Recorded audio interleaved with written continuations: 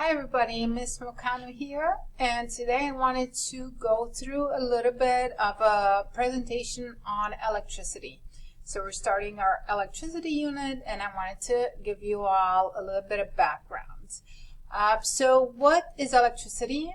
We're going to talk about two different types of electricity in this unit. Static electricity is what we're going to start with, and that's what I'm going to focus on today. But I do want you to know that there is another way that electricity behaves, electric current being a flow of electricity, and we're going to tackle that a little bit later in the unit. So moving on to some important terms that you all need to be familiar with. We have electric charge. So electric charges are basically charges associated with some atomic particles that we've already discussed, such as electrons, which are negatively charged. Really important to know this. Electrons are negative, and protons have a positive charge. And this is all reviewed right now. Static electricity is basically an imbalance of electric charges due to a charge buildup in objects. So we can have charge buildup, a buildup of electrons, for example, which would cause an imbalance. An object is no longer neutral, meaning it no longer has a positive and negative charges balancing each other out. If it has more electrons than neutrons, then it becomes statically charged, and that is where static electricity comes in. An electric current, this is what we're going to talk about a little bit later in the course, but I just wanted to define it here. Electric current is basically just the flow of electric charge. Static discharge, we're going to talk about this. This is a sudden flow of electric current between two electrically charged objects, such as when you get a zap on a doorknob, when you usually in the winter, when the air is very dry and you go and touch a doorknob, sometimes you feel that little shock. That would be a static discharge. And then we have electric force, which is a force generated as a result of attraction or repulsion between charged particles. And the last term I wanted to address is electric field, and we'll talk a little bit more about this later. So let's talk about electric charge a little bit more. As we know from our previous studies of the atom, matter has positive and negative particles, protons and neutrons. And gaining or losing electrons produces a net charge. So if an object gains electrons, it would be negatively charged, a net charge that is negative. And if it loses electrons, it would end up having a positive net charge, okay? And charges are measured in coulombs, which are abbreviated as the letter C. Here's a little bit of a diagram of what we just talked about, protons in the nucleus. As we know, right here in red, we have neutrons, which are neutral, no positive or neutral or negative charge. They are just simply neutral in green. Also located in the nucleus, and then we have electrons located outside of the nucleus in blue right here, showing a negative charge. As far as how charges behave, it's really important to know that like charges repel each other. So for example, two positive charges will repel each other, as shown in this diagram. Similarly, two negative charges tend to repel each other, whereas opposite charges, positive and negative, will attract each other. Electrical forces are much, much stronger than gravitational force, but in many ways they are also similar. So it kind of helps to think of that electrical attraction that happens between particles. It's almost like a gravitational force. You can think about it a little bit like that, but it's actually a much, much stronger force. And electrical forces are the forces that are responsible for chemical bonds. Just a few more definitions. And I want to focus on this one right here, because we will talk about how objects can accumulate charge. how can we build a net charge on an object? And we're going to see that in a little while. One very important law regarding charge is the law of conservation of charge, which basically says that electric charge cannot be created or destroyed, but it can be transferred. Okay, so the total charge will stay the same.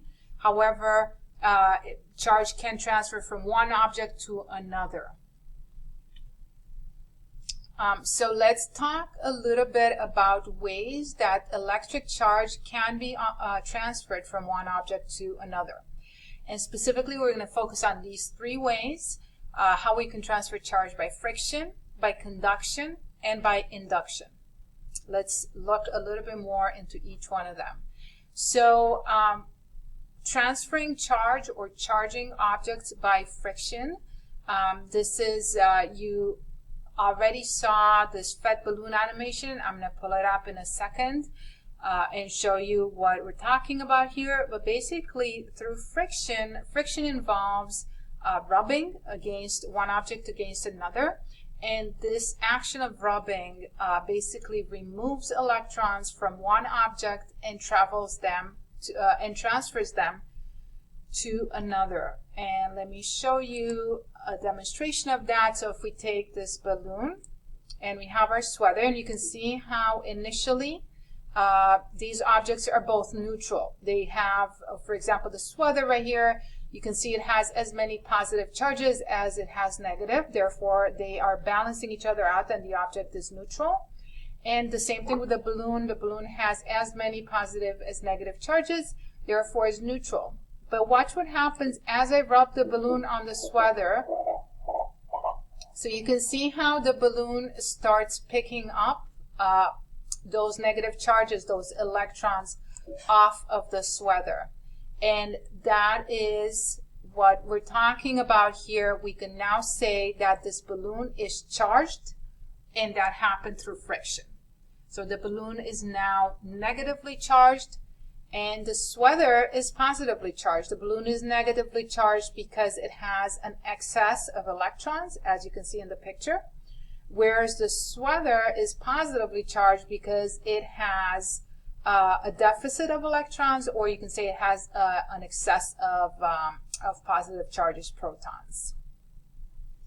All right, moving on, another type of charging is by conduction or contact, okay? So let's see how this works. This actually works when when a charged object touches a neutral object and transfers its charge to it. And there are some important things that we need to know about charging by conduction. So charging by conduction needs to have contact. Contact needs to happen between two objects in order to get one object to charge the other. At the end of this contact, both objects will have the same charge. So, for example, if I have a negatively charged object like this rod right here, let's say I bring this rod and I touch the sphere with it. So I make contact with the sphere.